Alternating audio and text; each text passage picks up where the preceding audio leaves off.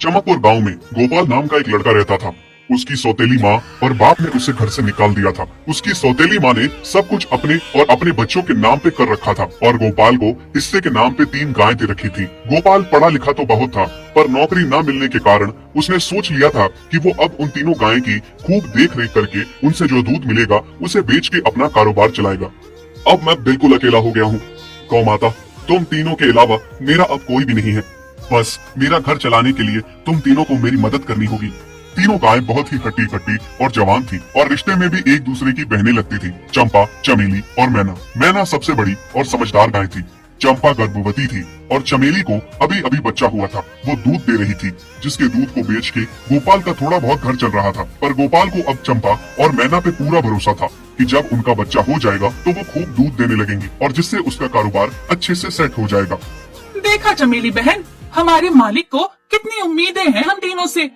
हाँ चंपा, सुना मैंने, मालिक ने हमसे कितनी सारी उम्मीदें लगा रखी हैं। और उम्मीद रखे भी क्यों ना, कितना समय खर्च करते हैं मालिक हम पे और कितनी सेवा करते हैं हमारी, कितना खिलाते पिलाते हैं हमें, और फिर हम मालिक की उम्मीदों पे खरा ना उतरेंगी तो धिक्कार है हमारी जिंदगी पर। सही कह रही हो बहन तुम। चलो हम तो मालिक के लिए कुछ ना कुछ कर ही लेंगे। तुमने बच्चा दे दिया है, दूध भी दे रही हो, मैं भी गर्भवती हूँ। थोड़ी दिनों में मैं भी बच्चे को जन्म दे दूंगी, फिर दूध भी देने लगूंगी।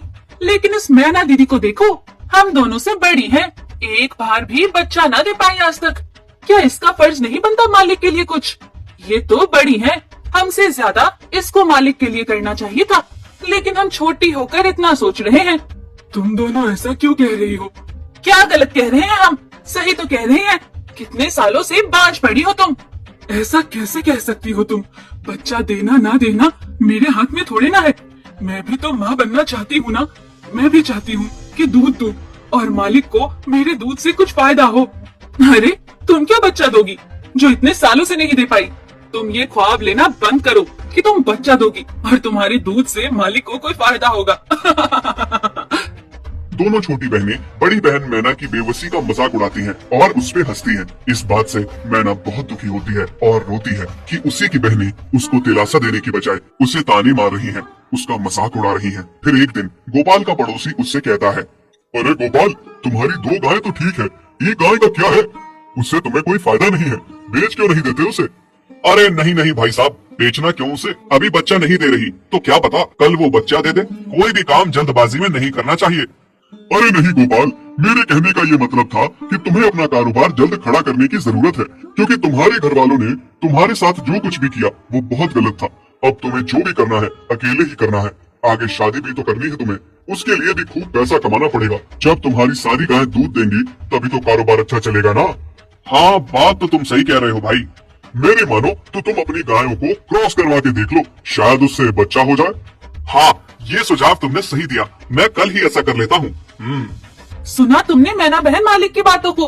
कितना परेशान है मालिक तुम्हारी वजह से, पर तुम्हें तो कोई बात कह ही नहीं सकते।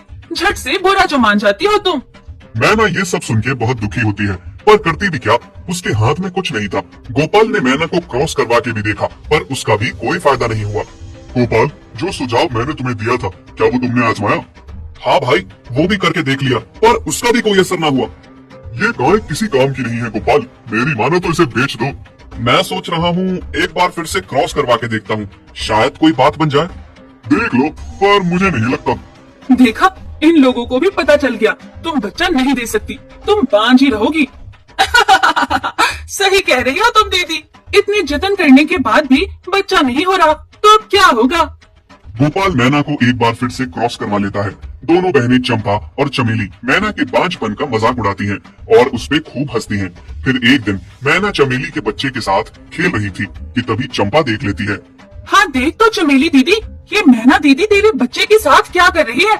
मुझे समझ में नहीं आ रहा, तू इस बांझ के साथ अपने बच्चे को कैसे छोड़ सकती है? जब मेरा बच्चा आ जाएगा